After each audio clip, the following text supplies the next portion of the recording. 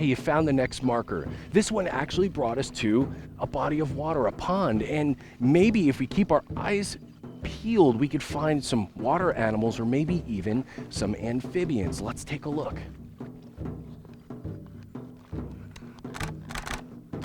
Hey, wait, look over there. There's a giant American bullfrog. These are really cool. Did you know that there's over 7,000 species of frogs? A species means a different kind. God made over 7,000 different kinds of frogs because it's creative. It shows who he is as the creator, and it gives him glory. Let's take a closer look at this one.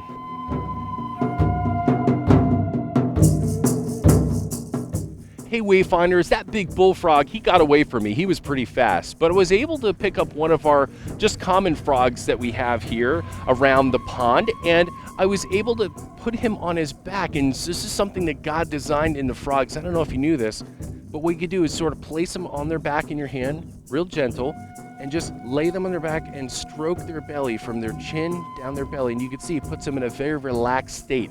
It's actually called hypnotizing. You can hypnotize a frog.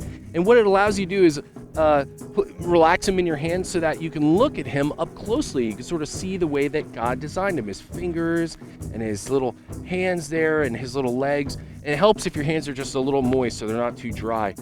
Frogs don't like to be dry. But look, he's just laying in my hand. Almost looks like he's saying praise Jesus with his little arms up there. But this is called hypnotizing a frog. Check it out. And he'll just be very relaxed in my hand.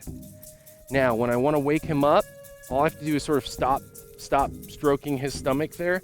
Just turn him over, and he's okay. There he goes. So I don't know if you knew that, but you can hypnotize a frog. So frogs actually have different stages of life. It's a really big word that we call metamorphosis, and it just means that they change throughout the stages of their life. They start as a small egg, and then they actually become a baby frog, which we call, that's right, tadpoles.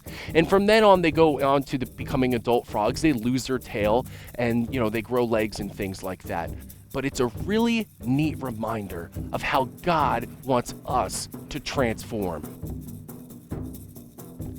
God wants to transform us into who he wants us to be.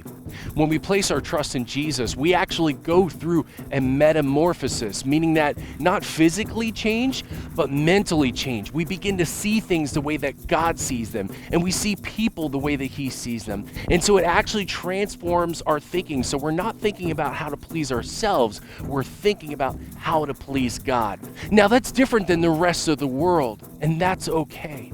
But we should try to transform to become more like God every single day. Now here's what the Bible has to say about this in Romans 12:2.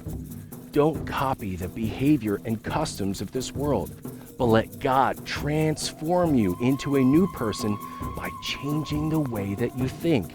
Then you will know what God's will is for you, which is good and pleasing and perfect. I'll give you your next letter. It's the letter E. E for every.